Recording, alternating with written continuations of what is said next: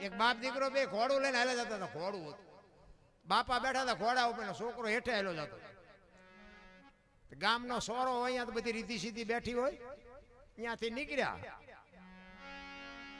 કે ગઢો આખો ઘોડા માથે ચડીને જાય છે, ઓલું ફૂલડા જેવું છોકરું હેઠે હાલ્યું છે, આને શરમ નહીં આવતી હોય. પછી ગામ બહાર નીકળીને પછી એના બાપા કે બેટા, એના છોકરાને કે બેટા તું બેહી જા, હાલ હું હેઠે હાલ્યો. બીજું ગામ આવ્યું ને, અહીંયા સોરા પાસે નીકળ્યા હતા કે જુવાન આખો છોકરો ઘોડા ઉપર છે, ઓલા ગઢા ડોહાના ટાંટિયા તોડાવે, અમને સે શરમ જેવું. પછી બહાર નીકળીને કે બાપા એક કામ કરે, હાલો ને આપણે બે બેહી જઈ. બે બેહી ગયા. બીજું ગામ આવ્યું ને કે અમને દયા જેવો સાંટો છે, બે સોટ્યા. પછી બહાર નીકળીને કે બાપા ભલે ઘોડી વાયા હેલી, હવે આપણે હેઠા હેલ્યા જઈએ. બીજું ગામ આવ્યું ને કે આમના ઘોડાના પૈસા શું કામ ખર્ચાય છે, બે ટાંટિયા તોડીને હેલ્યા જાય છે. હવે આ દુનિયાને તમે કેમ ફૂગો, તમે કયો મને? આ દોરંગી દુનિયાના શું ધોખા ધરવાના? આની આ દુનિયા છે રામ. કોઈ દુનિયા રે કાંઈ લેવા, તમે તમારી મસ્તીમાં જીવો, મોજમાં જીવો, બાકી વાતમાં કાંઈ છે જ નહીં. હવે આ અબોલ જીવની સેવા કરે હે? આ કોઈ ગરીબ માગણને બટકું રોટલો દે? આ મા બાપને પગે લાગે? અને આવા ચાચા છે એટલે ધરતી કપ થાય છે. પણ કહેવાનો મારો મિનિંગ કે બાપુ, તમને મને એક માણસનો અવતાર મળ્યો છે ને મને તો એમ થાય કે મોજ કરી લ્યો ભાઈ. જેટલું જીવાય એટલું, આપણને ખબર નથી ક્યારે ચિઠ્ઠી આપણી ફાટી જાય, પણ જેટલું જીવાય એટલું બાપુ આનંદ કરો, મોજ કરો. બાકી તો છે ને મરવાનું છે વાત પાકી છે, અને કેમ મરવાનું છે એને જોવાનું, કેમ જીવવાનું એ આપણે જોવાનું. બસ મરવાનું કેવી રીતે એને બધું નક્કી કરીને જ રાખ્યું, એ શું આપણે યાદ કરીને કામ છે. એટલે એક સતીશભાઈના માતુશ્રી સ્વર્ગસ્થ થયા છે, એટલે એક માનો પ્રસંગ મને યાદ આવ્યો. એટલે માં તો માં છે ભાઈ. એક માની વાણી બાપુ પુરુષોત્તમ બાપુ એવું કહે છે કે મારી માં તો મારી માં છે. અને બાપુ છે ને, મારી માંથી હું છું, તમારી માંથી તમે છો. માત પિતાને ચૂક્યા ને, મારી તો એક, હું તો હાથ જોડીને વિનંતી કરું છું. હું કોઈ તમને કોઈ રિક્વેસ્ટ કરું છું, કોઈ શિખામણ દઉં એવી વાત નથી. તમારે જીવનમાં દુઃખી ન થવું હોય તો હાથ જોડીને વિનંતી કરું છું કે માને બાપને બાપુ દુઃખી ન કરતા કોઈ. હું તો આ બહેનોને ખાસ કહું કે તમારા સાસરિયામાં ગયા પછી તમારા સાસુ સસરા છે ને, એ જ તમારા માત પિતા છે. એને હાચવજો. એને પાણીની જરૂર હોય તો પાણી પાજો, બાવડું પકડવાની જરૂર હોય તો બાવડું પકડજો. અને એના આશીર્વાદ બાપુ અડી જાય ને, તમારા સંતાનમાં જો કાંઈ ખામી આવે ને તો બાપુ હું ભજન ગાવાનું બંધ કરી દઉં ભલા. એની આંતળીની દુઆ તમારું કામ કરી જાય. પણ તમે જો સાસુ સસરાને નહીં રાખો, માત પિતાને નહીં રાખો ને, જિંદગીમાં બાપુ કોઈ આંગળી, અખિલ બ્રહ્માંડનો માલિક તમારી આંગળી ન પકડે, ગેરંટી આપણી. એટલે પુરુષોત્તમ એટલે કહે છે કે મારી માં તો મારી માં છે ભાઈ.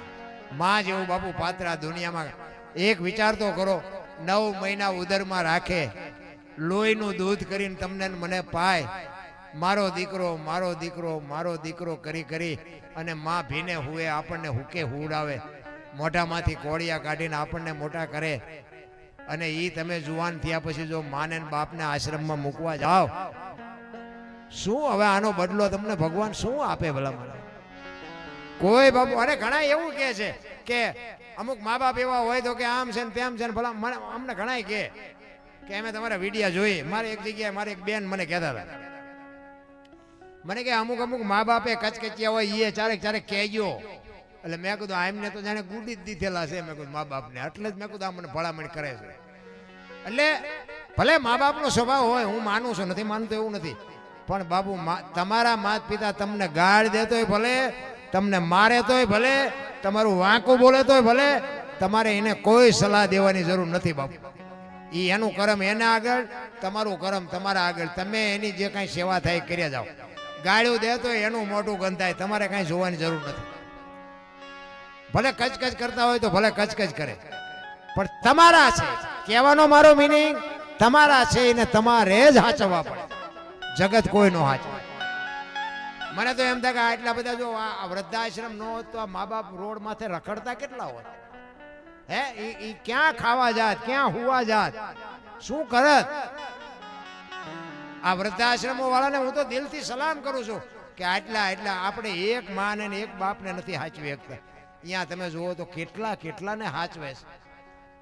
તો અહીંયા હવે એમને માણસોની જરૂર તો હવે વ્રત શરીર હોય ને તો બધી બાપુ માણાની જરૂર પડે. ધન્યવાદ ન દેવાય આપણી માને આપણા બાપને આપણે એકને ન જાળવી એકવી. 2-4 છોકરા હોય 2-4 છોકરા વચ્ચે એક માત પિતા ન હચવાય પછી આપણે શું બાપુ આપણે દાણા જોવરાવો ગમે જોવરાવો તો તમારા દખ કોઈ દી મટે કોઈ દી ન મટે. એટલે પુરુષોત્તમ કહે છે કે મારી માં તો મારી માં છે. એટલે માની બાપુ છે ને માના ઋણમાંથી કોઈ દી આપણે છૂટ્યા જેટલાને બાપુ સદગુરુ મળ્યા ને પછી જ આ દુનિયામાં બાપુ એમની વાહ વાહ થઈ. દુનિયામાં તમારે બાપુ જો કંઈક જાહેર થવું હોય ને તો એ સદગુરુ કરાવી શકે બાકી કોઈ ન કરાવી શકે. પૈસાથી એવા કાંઈક પૈસા વાળા વૈયા ગયા ને કાંઈક કરોડપતિ વૈયા ગયા મોટા હતા મયપતિ ગજબ હતા ગંભીર સબળ જેના શરીર મહાણે દીઠા મેકરણ હારા હારા કંસ કૌરવ ને રાવણ જેવા હતા નહોતા થઈ ગયા કોઈ નથી ઓળખતું. પણ એવા સદગુરુનો બાપુ જ્યારે ભેટો થયો અને સદગુરુ મહારાજની જ્યારે એની માથે એવી કૃપા દૃષ્ટિ થઈ ગઈ આ દુનિયામાં બાપુ આમ અમર કરી નાખ્યા કે આ દુનિયામાં નામ રહનતા ઠકરા નાણા નહીં રહન કીર્તિ હુંડા કોટડા કોઈ દી પાડ્યા નહીં પડન. બાપુ એવા એવા મહાપુરુષોના છેડા અડી ગયા. આ જાડેજોન માલદેન સાસટીઓન કુંભોન આ એકે હામા મળ્યા હારા નહીં. આ દુનિયામાં પૂજાઈ ગયા ભાઈ. પણ તમને મને ટાણું મળ્યું છે. હું તો એમ કહું એક સિકંદર દિલ્હીનો સિકંદર આમ બજારમાં બાપુ 500 ઘોડાનો રસાલો લઈને નીકળ્યો ને 500 ઘોડાનો રસાલો લઈને આમ બજારમાં નીકળ્યો અને એક ફૂટપાથ ઉપર એક ફકીર હૂતો હતો અને ફકીર ઉપર એની નજર ગઈ ને અને રસાલો ઉભો રખાવ્યો કે ઉભો રાખો મારે ઓલા ફકીર પાસે જવું છે. એ સિકંદર અહીંયા ગયો અને ફકીરને કીધું હે ફકીર તને મોજ આવે માગી ગઈ. ફકીરે આમ નજર કરીને કીધું મારે કાંઈ જોતું નથી તમે જ્યાં જાતા હો અહીંયા જાઓ. બાપુ એની મોજ ને એની મસ્તી જોઈને સિકંદરને પરસ્યો વળી ગયો. ભાઈડો કહે છે કાંઈ જોતું નથી. એક ધોતડી પહેરેલી પાણાનું ઓશીકું કરેલું પગ આંટિયા ઉપર આંટીએ ચડાવી અને બીડી ટેકાવીને હૂતો હતો કાંઈ નહોતું. ઈ કે પણ કાંઈક તો માગ હું દિલ્હીનો સિકંદર છું. ઈ કે મેં તમને ક્યાં પૂછ્યું તમે કોણ છો? તમે જાતા અહીંયા જાઓ ને મને હોવાય દો નિરાય કે હું તમને નડું છું. બાપુ એની મોજ ઉપર સિકંદરને પરસ્યો વળી ગયો. વાહ તારી મોજ વાહ તારી ફકીરી. પછી સિકંદરે કીધું હું આ દુનિયા છોડીને જાઉં ખુદાના દરબારમાં જઈને જાઉં ને તેથી મારે ખુદાને કહેવું છે કે આવતા જન્મમાં મને આવી મોજ દેજે આવી ફકીરી દેજે. પછી ફકીરે કીધું ને એ જીવનમાં ઉતારવા જેવું છે. એ કે તમે શું કહો છો? એ કે હું એમ કહું છું કે આવતા જન્મમાં હું ખુદાને કહીશ કે મને આવી મોજ દેજે. ફકીર કે તમે કેદી મરો કેદી જાઓ અને કેદી ખુદાને હેરાન કરવા એના કરતા આઈન પર કૂતરો બેઠો છે ને આઈન પર તમે જમાવો રસાલાને જવા દો ને અત્યારે મોજ ચાલુ થઈ જાય. વાતો થાય છે રામ કાંઈ એમ મોજ નથી થતી. આપણને છૂટતું જ નથી કાંઈ ને આપણે શું મોજ કરવાના હતા. છૂટે જે ત્યાગે ઈ બીજાને આપી શકે. ચિત્તની શાંતિ મનની પ્રશંસા દિલની દાતારી ગોમડાની રોજ અને ટાઢિયા તાવની ટાઢ આટલું બાપુ અંદરથી આવે. મારે કંઈક કરવું છે મારે આ ભગીરથ કાર્યમાં સાથ સહકાર આપવો છે મારે 5 રૂપિયા આમાં વાપરવા છે એ અંદરથી ઉગે. કોઈક પૂંછડા ઝાલીને બેઠા કરે એનું કામ નથી નારાયણ. એ તો અંદરથી ઉગે તો થાય. ભજનનું બાપુ એવું છે ગુમડું થયું હોય ને ગુમડું દવા લગાડવાની ઉપરથી મટે માઇલ પર. આ ભજનનું એવું ઊંધું છે એટલે નથી સમજાતું. ભજન તો બાપુ ભજન છે રામ. જેને મહાપુરુષોએ નરસિંહ મહેતાના કે 52 કામ કર્યા તમે જુઓ તો ખરા. શું એને લોન લીધી છે એની પાસે 52 કામ કરે અને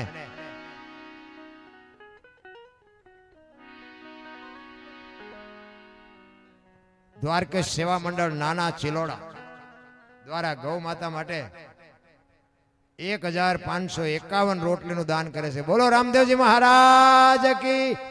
ધન્યવાદ ધન્યવાદ. આવા દાતારોને બાપુ જોરદાર તાલીઓથી એકવાર વધાવી લ્યો. ખરેખર આ બાપુ છે ને એક સંસ્કાર હોય તો આ બધું થઈ શકે છે. બાકી લીધેલા નથી દેતા દાન સીના દે. લઈ ગયા છે ને એ પાછા નથી દેતા. હું મારી વાત કરું હું કોક ના કટાવી દેતો હતો મારા બૂસ માર્યા હતા. બોલો બીજાના નો કાઢે ને એ મારી પાસે આવતા હતા. એ કે બાપુ આ પૈસા નથી કાઢે. હું એમ કહું મને કેટલા દેવાના, નો શું કાઢે, એવા કંત્રાટ રાખતો હતો. અત્યારે મારા બૂસ માર્યા બોલો.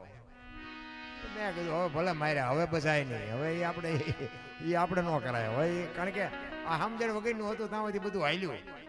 સમજણના ઘરમાં આવ્યા પછી બાપુ આ ન થઈ શકે. પછી તો તમારે જાતું જ કરવું પડે. અને જેટલું જાતું કરો ને એટલું મારો નાશ બેઠો બેઠો બધો હિસાબ રાખે જ છે. કોઈ એમ કહેતું અહીંયા તમે આ દાન આપ્યું કે અથવા તો એ સિવાયનું તમે કોઈ પણ દાન આપ્યું છે બાપુ એને નથી ખબર, એવું વેમમાં ન રહેતા. તમે આ 1000 રૂપિયા આપ્યા ને બાપુ જો 10 ગણું કરીને ન આપે તો દુનિયામાં માંડવા બાપુ ઉભાઈ ન રહે. અને બીજી એક વાત તમારી મને ઈ ગમી. સતીશભાઈ કહેતા હતા ઈ કે અમે જાતે જઈ અને વસ્તુ બધી આપવાની. ઈ મોટામાં મોટી વાત છે લ્યો. નકર ઈ તમને કોઈ 5 રૂપિયા આપી દે, એ રૂપિયા ક્યાં જાય, ગાયો ખાતી હોય, ખૂંટિયા ખાતા હોય, મારો રામ જાણે. કારણ કે કોઈ પછી હિસાબ જ નથી માગતું. કારણ કે એવા તો બધા અમને હોત અનુભવ થયા છે. અમારી પાસે પ્રોગ્રામ કરાવે, ગાયોના ઘાસચારા હાટું પ્રોગ્રામ કરો, ઘાસચારા આપણે એમ સારું હાલો આવી. પછી આપણે 2 લાખ કીધા હોય, 1.5 લાખ કીધા હોય, એમાંથી પછી આપણને કાપે, આપણે સારું હાલો ને ગાયું હાટું છે ને થોડા ઘણા ઓછા. પછી અમે આમ ઓડિયન્સમાં બાપુ ભીખ માગ્યો કે ભાઈ ગાયું હાટું છે કંઈક આપો. સારો માણા ઓળખીતો હોય, સતીશભાઈ જેવો હોય, એમ કે ભાઈ તમારા 5 ન હોય, તમારે 10 દેવા પડે. એમ કરી કરીને ખેંચીને જેટલા ખેંચાય એટલા ખેંચી દઈ. પછી અમે એ ગામનો હોય ને એને અમે કોક પછી 2 4 5 દી 8 દી પછી ભેગો થાય ને પૂછીને કે ઓલો ગાયોનો ઘાસચારાનું પ્રોગ્રામ કર્યો તો ગાયોનું ખડબડ નાખ્યું કે નહીં? તો કે નાખ્યું, પણ 50 મણ જેવું નાખ્યું હતું, બાકી તો ખૂંટિયા ખાઈ ગયા. પછી અમને ખબર પડી કે આ તો મારા દીકરા ગાયોનું નથી મૂકતા. પછી તો અમે કહે ભાઈ ગાયું ખાય, ખૂંટિયા ખાય, અમારા એટલા થાય છે. પ્રોગ્રામ કરવો હોય તો કરો, ન કરો તો કઈ નહીં. કોઈને શરમ જ નથી. ગાયું ના ખાઈ જાય, દીકરીઓ ના ખાઈ જાય, સાધુ ના ખાઈ જાય, ભૂખ જ એટલી ઉકળી છે. કોઈ બાપુ શેઠો જ નથી. શેઠો હજી લઈ લો હજી. એટલે પણ આ તમે લઈને ચા જાય છો. દવાખાનામાં આપણે જઈએ ને, દવાખાનામાં ડોક્ટરોનો પાર નથી, દવાખાનાનો પાર નથી, મારી પાસે હુતાશીનો પાર નથી. આપણે એમ આટલા રોગ, આટલું બધું વિજ્ઞાન, આટલું બધું ભણતર ને આટલું બધું નોલેજ છતાં માંદા છે આટલા બધા પડે છે. આ હું ઈ કહું, આપણા ગઢા ભણેલા નહોતા તો આટલા માંદા નહોતા પડતા. તો આટલું બધું વિજ્ઞાન છે બાપુ. આ લોટા હવામાં ઉડાડે છે ને માણાનો રોગ ક્યાંથી કરે છે નહીં ખબર પડતી હોય. પણ કોઈને મૂક્યા જ નથી. આમાં તમને હું છે, ડોક્ટરોને નથી હુજતું કે આને શું થયું છે. એ ક્યાંય 15 દી રાખો, હમો થાય કરી દઈશું ને લઈ જજો પાછો. જાજો ભાગ એમનામાં લઈ જવા પડે. એક હમા થાતાય નથી. નો જડે બાપુ. આવા જે ખાઈ ગયા એના રોગ જડે. એના રોગ ગોઈતી ડોક્ટરે ન ગોઈતી કે મારો નાથ જે મોકલે ને એમાં કોઈ દવા ન કરીએ કે. એટલે સવારામ એના ગુરુની વાત કરે છે કે મારા ગુરુ ન મળ્યા હોત તો મારી શું દશા થાત. એટલે એના ગુરુની વાત કરે છે.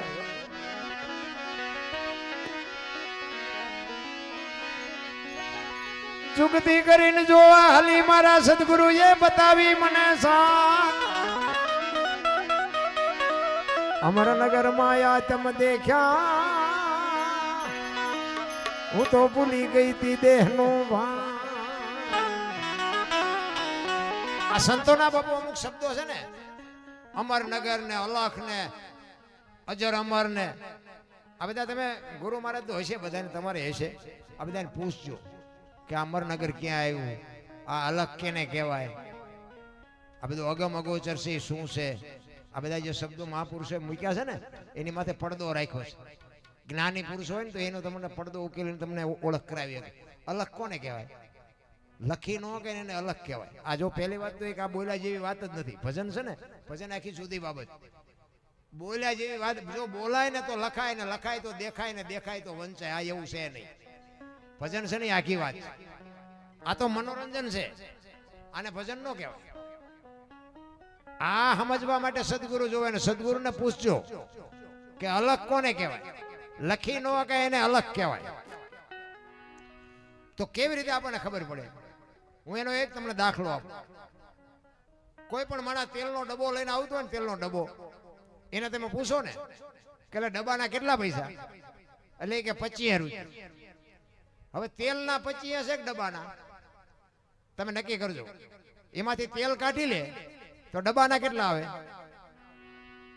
કિંમત તેલની છે પણ કિંમત ડબ્બાની નથી. પણ મારો કહેવાનો અર્થ શું છે? આ દેહની કિંમત નથી, પણ દેહ વગર ભજન ન થાય. એમ કિંમત તેલની છે, ડબ્બાની નથી. કિંમતી તેલ છે પણ એ તેલને રાખવા માટે જરૂર ડબ્બાની પડે. ડબ્બા વગર તેલ રહે નહીં. લખવું હોય ને લખી લેજો. બીજી વાત કે તેલ કપાસિયાનું હોય, સિંગ તેલ હોય, પામોલીનું હોય, એ લખાય ડબ્બા ઉપર, તેલ ઉપર ન લખાય. જો તેલ ઉપર લખાતું હોત ને તો અલખની કિંમત ન રહેત. કિંમત તેલની છે પણ લખાતું નથી એની માથે, એટલે એને અલગ કહેવાય છે. તમારું નામ છે ને, મારું નામ અનોપસી છે. બાપુ આંગળી મૂકીને મને દેખાડો અનોપસી ક્યાં છે? આમાં તો દાસી જીવનને 18 ગુરુ કરવા પડ્યા. 18 ગુરુ કર્યા ને ત્યાં નક્કી થયું. આ છાતીના, ગાલના, કપાળના, માથું તો અનોપસી ક્યાં? આ બીડીયું ઠૂઠા વીણતા થઈ જાય એવું છે આ તો. હા, એની જરૂર છે. તમે કોણ છો? આ બધા આપણે બેઠા ને બધા માણસ છે. આમાં સ્ત્રી પુરુષની વાત નથી કરતો, ઊંચ નીચની વાત નથી કરતો, અમીર ગરીબની વાત નથી કરતો. આ બેઠા એ બધા આપણે માણસ છે. માં 9, માએ 9 મહિના ઉદરમાં રાખ્યા, એનું નામ પડ્યું માં 9. પણ આમાં ઓળખાણ કેવી રીતે કરવી? અરે અટપટું છે રામ. ભજનમાં તમે બેઠા હોય ને, બંગાવું ન આવે ને, ચાય ન જોવે ને, સૂરજ નારાયણ ઉગે બાપુ ભજનમાં જો બેઠા હોય તો. પણ ભજનની વેદના જ નથી, ભજનની ભૂખ જ નથી. એક બેન હતા ને બાજુના ગામમાં, કથા બેઠી હતી. એના ઘરવાળાને કે કથા બાજુમાં બેઠી કે સાંભળવા જવું. એનો ઘરવાળો કે જા ને, હા જુદી તો નિરાય જા. ગયા બેન, હાજે આવ્યા. એનો ઘરવાળો કે કથા સાંભળવા ગઈ હતી. કે હા. શું બાપુ વાંચતા હતા? ઈ કે મોટા મોટા માંડવા, મોટી મોટી લાઈટો. ઈ કે પણ બાપુ હું વાંચતા હતી? તો કે કેવડા મોટા તપેલા, કેટલું રાંધેલું, કેટલા માણા ખાય. ઈ કે પણ બાપુ હું વાંચતા હતા? ઈ તો કે ઈ કે એટલા બધા માણામાં થોડું સંભળાય. નકરી બહાર બહાર જ રખડી, મારી પાસે જઈ જ નહીં. તો આપણે બધા બહાર બહાર રખડતા એવું નથી લાગતું? અંદર જવાની જરૂર છે. બધા બહારથી અપ ટુ ડેટ દેખાય છે, માલિકો નકરો કચરો છે. અમે તો ગમ્યા જાય નહીં કે તમારે ફેસ બે થવું. અમે ફેસ જ છીએ. હવે ફેસ શું થવું હતું? માલિકો ફેસ થવાની જરૂર છે. માલિકોનો જો કડદો સાફ થઈ જાય ને તો બાપુ આ દુનિયા આખી ફેસ જ છે. દીમાં 3 જોડી કપડા બદલાવો પણ માલિકોનો કડદો આટલો ન જો સાફ થાય, કપડા બદલાય શું? દુનિયાના ડેકોરેશન જ કરવાના ને, કોઈ મતલબ નથી. ના કરવાની જરૂર એ છે. માણસનો અવતાર આપણને મળ્યો છે. આપણે, હું તો એમ કહું, પડ્યા હોય ને ઊભા ન કરો તો કાંઈ નહીં, પણ ઊભા હોય ને ધક્કા મારીને પાડતા તો નહીં. એટલું તો કરજો, તોય મારો ઠાકર રાજી થાય. એક સુરદાસ દીવો લઈને હાલો જતો હતો. દીવો હાથમાં હતો ને, કોઈક ડાયો માણા હામો મળ્યો. કે તું તો સુરદાસ નથી? કે સુરદાસ દેખાય છે? કે ના. કે દેખાતું નથી તે દીવો લઈને શું રખડે છે? ઈ કે આંખું વાળા મારી એનો ભટકાય, તેમાં દીવો રાખ્યો છે, ઈ મને પસાડે છે. અને વાત એ સાચી નથી. સુરદાસ નક્કી કર્યા વગર પગ ન મૂકે. એ તો આપણે ઊંડી ખાઈટમાં જાય તે ખબર પડે કે હે આ તો ઊંડી હતી, પણ હરવા મરો ને તારે. સુરદાસ કે આમ આંખું વાળા મને પસાડે છે એટલે દીવો રાખ્યો. દીવો હોય મારી ભટકાય જ નહીં. આમ જ હાલે તારે દુનિયાનું બાપુ.